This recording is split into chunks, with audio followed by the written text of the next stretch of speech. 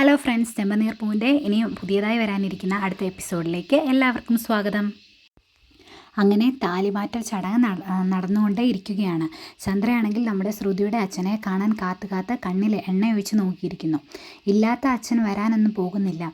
നമ്മുടെ ശ്രുതിയാണെങ്കിലോ ഒരു കള്ളുകൂടിയനെ ഇറക്കി നമ്മുടെ സച്ചിനെ കൊണ്ട് കുടിപ്പിക്കാൻ തന്നെയാണ് തീരുമാനിച്ചിരിക്കുന്നത്.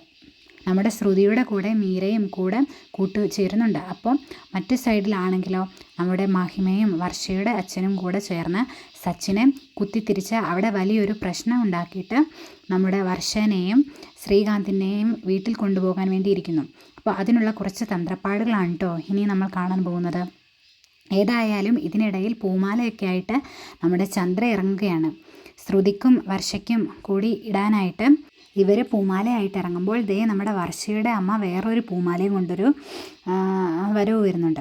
ഇവർ രണ്ടും കൂടി ചേർന്ന് ലാസ്റ്റ് മത്സരമാവും. പൂമാല ഇടാൻ വേണ്ടി ഞാൻ കൊണ്ടുവന്ന പൂമാല ഇട്ടാൽ മതിയെന്ന് ചന്ദ്ര വർഷയുടെ അമ്മയോട് പറയുന്നു. മഹിമ പറയുന്നു ഞാൻ കൊണ്ടുവന്ന പൂമാല ഇട്ടാൽ മതിയെന്ന്. നമ്മുടെ സച്ചിക്കാണെങ്കിൽ അപ്പോഴേ തോന്നി ഇത് അടിയാകുന്നു. കാരണം രണ്ടുപേരുടെ കയ്യിലും പൂമാലയായിട്ടാണ് പോയിരിക്കുന്നത്. പിന്നെ സച്ചിക്ക് മഹിമയുടെ കാര്യം അറിയില്ലല്ലോ. എങ്കിലും തൻ്റെ അമ്മയെക്കുറിച്ച് അറിയാവുന്നത് രേവതിയോട് പറയുകയാണ്. രേവതിയെ നോക്കിക്കോ, ഉറപ്പായിട്ടും ഇന്ന് ഇവിടെ ഒരു അടി കാണാനായിട്ട് സാധിക്കും. അപ്പോൾ പറഞ്ഞു, നല്ലൊരു ദിവസമായിട്ട് നിങ്ങൾ അടി കാണാൻ വേണ്ടി ഇരിക്കുകയാണോ മനുഷ്യ? അല്ല, എൻ്റെ അമ്മയുടെ സ്വഭാവം എനിക്കറിയാമല്ലോ. അമ്മ ഒരു സ്ഥലത്തും വിട്ടുകൊടുക്കത്തില്ല. അതുകൊണ്ട് ഈ അമ്മ കയ്യിൽ വെച്ചിരിക്കുന്ന പൂമാല ഇടാൻ വേണ്ടി ഇവിടെ ഫൈറ്റ് നടക്കും. എന്നിട്ട് നമ്മുടെ രവീന്ദ്രനെ പോയി സച്ചി ഓടിച്ചെന്ന് വിളിക്കും. അച്ഛാ അച്ഛാ വാ, അച്ഛാ ഇവിടെ ഒരു സംഭവമുണ്ട്, അച്ഛാ അത് കാണിക്കുക അച്ഛാ എന്ന് പറഞ്ഞ് വിളിക്കുകയാണ്. അപ്പോഴത്തേക്കും എന്താ ഇവിടെ ഒരു വഴക്ക് നടക്കാൻ പോവാണ് എന്ന്. എന്ത് വഴക്ക്? അച്ഛൻ വെയിറ്റ് ചെയ്തിരിക്കുക. ഇപ്പോൾ കണ്ടോണം, ഇവിടെ ഒരു വഴക്ക് നടക്കും. അപ്പോൾ നമ്മുടെ രവീന്ദ്രൻ്റെ കൂടെ അശോകനും ഉണ്ട്. അശോകൻ പറഞ്ഞു, ഈ മഴക്കാർ തോന്നുന്നുണ്ട് എന്നൊക്കെ പറയുന്നത് കേട്ടിട്ടുണ്ട്. ഈ വഴക്ക് വരും, ഇപ്പോൾ വഴക്ക് നടക്കും എന്നൊക്കെ പറയാൻ ഇതിനും മാത്രം മുൻകൂട്ടി നമുക്ക് കാണാനായിട്ട് സാധിക്കുമോ? നീ എന്താ സച്ചി പറയുന്നത്? എടാ സച്ചി, മിണ്ടാതിരിക്കുന്നത് നിനക്ക് വട്ടായോ എന്ന് ചോദിക്കുമ്പോഴത്തേക്കും നമ്മുടെ രേവതിയും പറഞ്ഞു, അച്ഛാ സത്യത്തിൽ സച്ചേട്ടൻ വന്നതായ തോന്നുന്നേ, അല്ലെങ്കിൽ പിന്നെ ഇങ്ങനെയൊക്കെ പറയേണ്ട കാര്യമുണ്ടോ? അത് പിന്നെ അമ്മയൊരു മാലയൊക്കെ എടുത്ത് കൈ പിടിച്ചുകൊണ്ട് പോയിട്ടുണ്ട്. അതിനങ്ങനെ ഇവിടെ കിടന്ന് പറയുന്നത്, എടാ നിൻ്റെ അമ്മ മാലയെടുത്ത് കൈ പിടിച്ചെന്നും പറഞ്ഞാൽ എന്താ ഇപ്പോൾ വഴക്കുണ്ടാകുന്നത്? അച്ഛാ, അമ്മയുടെ സ്വഭാവം എനിക്ക് നന്നായിട്ടറിയാം. ഈ രേവതിക്ക് അറിയത്തില്ലാഞ്ഞിട്ടാ. വർഷയുടെ അമ്മയുടെ കയ്യിൽ ഒരു മാല, എൻ്റെ അമ്മയുടെ കയ്യിലും ഒരു മാല, അതും പൂമാല. ഈ പൂമാലയിൽ ഏത് പൂമാല ഇടും? ചന്ദ്ര വിട്ടു കൊടുക്കുമോ? ചന്ദ്രോദയത്തെ ചന്ദ്രമതി വിട്ടു കൊടുക്കുമെന്ന് അച്ഛന് തോന്നുന്നുണ്ടോ? അതുകൊണ്ട് ഇന്ന് അമ്മയുടെ കയ്യിലിരിക്കുന്ന മാല തന്നെ ഇടും. അപ്പം വർഷയുടെ അമ്മ വഴക്കുണ്ടാക്കും. പിന്നെ അങ്ങോട്ടും ഇങ്ങോട്ടും വഴക്കാവില്ലേ എന്ന്. അപ്പോൾ ഈ സമയത്താണെങ്കിൽ നമ്മുടെ വർഷയ്ക്ക് മാലയിടാൻ വേണ്ടി ചെല്ലുകയാണ് ചന്ദ്ര. അപ്പോഴാണ് മഹിമ മാല കയ്യിൽ വെച്ചിരിക്കുന്നത്. എന്നിട്ട് അവർ അങ്ങോട്ടും ഇങ്ങോട്ടും വഴക്കായപ്പോഴേക്കും നമ്മുടെ വർഷ എന്ത് ചെയ്തു? വർഷ ആരാ മോളാ? വർഷ ആദ്യം അമ്മയുടെ മാല അങ്ങ് മേടിച്ച് കഴുത്തിലോട്ടിട്ടു. അപ്പോൾ ചന്ദ്ര ഇവളെ ഇത്രയ്ക്കായോ എന്ന് പറഞ്ഞ് നോക്കാൻ വന്നപ്പോൾ ആൻറ്റി ആ മാലയും കൂടെ തരാൻ പറഞ്ഞു. 2 മാലയും കൂടെ വർഷ കഴുത്തിൽ അങ്ങോട്ടിട്ടു. പ്രശ്നം തീർന്നില്ലേ? ഏതായാലും സ്വർണ്ണങ്ങളും മാലയും ഒക്കെ ആയിട്ട് നമ്മുടെ വർഷ അങ്ങ് നിറഞ്ഞു നിൽക്കുകയാണ് കേട്ടോ. കഴുത്ത് നിറയെ സ്വർണം, കൈ നിറയെ സ്വർണം, അതുപോലെ തന്നെ മൊത്തം സ്വർണം. ഏതായാലും നമ്മുടെ സച്ചി പ്രതീക്ഷിച്ച പോലെ അടിയൊന്നും നടന്നില്ല. നോക്കിയപ്പോഴത്തേക്കും 2 മാല ഇട്ടുകൊണ്ട് വരുവാണ് നമ്മുടെ വർഷ. അപ്പോഴേക്കും രേവതി ഒരു ഒറ്റ ചിരിച്ചു കേട്ടോ. അപ്പോൾ സച്ചിയും ഇവളേതായാലും പഠിച്ചവളാ തന്നെയാണ്. ഇവൾക്ക് തരത്തിനകത്ത് നിൽക്കാനറിയാം. അതുകൊണ്ടാണ്, അല്ലെങ്കിൽ ഇവിടെ ഒരു വഴക്കുണ്ടായേനെ എന്ന് പറഞ്ഞ് അപ്പോഴത്തേക്കും പെട്ടെന്ന് ചന്ദ്ര വന്നിട്ടോ. രവീന്ദ്രൻ അപ്പോൾ ചോദിച്ചു, ഇതെന്താ വർഷമോളുടെ കഴുത്തിൽ 2 മാല കിടക്കുന്നത്? അപ്പോഴത്തേക്കും ചന്ദ്ര പറഞ്ഞു, ഇതാണ് നല്ല വീട്ടിൽ നിന്നും നല്ല കുടുംബത്തിൽ നിന്നും പെണ്ണിനെ കൊണ്ടുവരണമെന്ന് പറയുന്നത്. അല്ലെങ്കിലേ ഇതുപോലെ ഇരിക്കും. ഇങ്ങനെ നല്ല വീട്ടിൽ നിന്നും പണമുള്ള വീട്ടിൽ നിന്നും ഒക്കെ പെണ്ണിനെ കൊണ്ടുവന്നാൽ ഇതുപോലെ ഇരിക്കും എന്ന് പറഞ്ഞ് വർഷനെ ചൂണ്ടിക്കാണിച്ചു. നമ്മുടെ രേവതിയാണെങ്കിൽ ഏതാണ്ട് രേവതി ഒന്നുമല്ലാത്തുള്ള രീതിയിൽ രേവതിയെ ചൂണ്ടിക്കാണിച്ചപ്പോഴത്തേക്കും രവീന്ദ്രൻ പറഞ്ഞു, എടി ചന്ദ്രേ, ഈ നല്ല വീട്ടിൽ നിന്നും പണമുള്ള വീട്ടിൽ നിന്നൊക്കെ നീ പറയുന്നുണ്ടല്ലോ.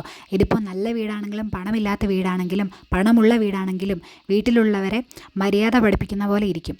അല്ലാതെ പണമുള്ളവർക്ക് പ്രത്യേകിച്ച് മര്യാദ ഉണ്ടെന്നൊന്നും നീ പറയുന്നൊന്നും വേണ്ട. പിന്നെ രേവതിനെ കണ്ട് എന്തിനാ ഏതിനും പഠിക്കാത്ത ഞാൻ പറയത്തുള്ളൂ. കാരണം ഇതുപോലെ മര്യാദയുള്ളൊരു കുട്ടിയെ ഞാൻ സത്യത്തിൽ കണ്ടിട്ടില്ല. അതുകൊണ്ട് തന്നെ എൻ്റെ സച്ചിക്ക് ഞാൻ ഇവളെ ആലോചിച്ചത് എങ്ങനെ പറയുകയും ചെയ്യുകയാണ് കേട്ടോ. അപ്പോഴത്തേക്കും സച്ചി ഇങ്ങനെ വലിയ വിഷമത്തോടു കൂടി നിന്നപ്പോഴത്തേക്കും രേവതി ചോദിച്ചു, എന്താ അല്ല ഒരു അടി നടക്കുന്ന പ്രതീക്ഷിച്ചതാ, ഏതായാലും നടന്നില്ല. എൻ്റെ പൊന്ന് ചേട്ടാ, മര്യാദയ്ക്ക് അവിടെ വന്നിരിക്കാൻ പറഞ്ഞു. ഏതായാലും ഈ സമയത്താണ് നമ്മുടെ മഹിമയെ ഏർപ്പാടാക്കി അയാൾ വരുന്നത്. മഹിമ ഒരാളെ ഏർപ്പാടാക്കിയിരുന്നു സച്ചി വഴക്കുണ്ടാകാൻ വേണ്ടി. അപ്പോൾ അയാൾ ഇങ്ങനെ ഫോണൊക്കെ വിളിച്ചുകൊണ്ട് വരികയാണ്. അങ്ങനെ നമ്മുടെ സച്ചിയും രേവതിയൊക്കെ ഇരിക്കുന്ന സ്ഥലത്ത് അയാളിങ്ങനെ വന്നിട്ട് ഒന്നും അറിയാത്ത പോലെ ഇങ്ങനെ ഫോണിൽ സംസാരിച്ചിട്ട് സച്ചിയുടെ കാലിൽ അറിയാത്ത ഭാഗത്തിൽ കയറി അങ്ങോട്ട് ചവിട്ടി പീച്ചാണ് കേട്ടോ.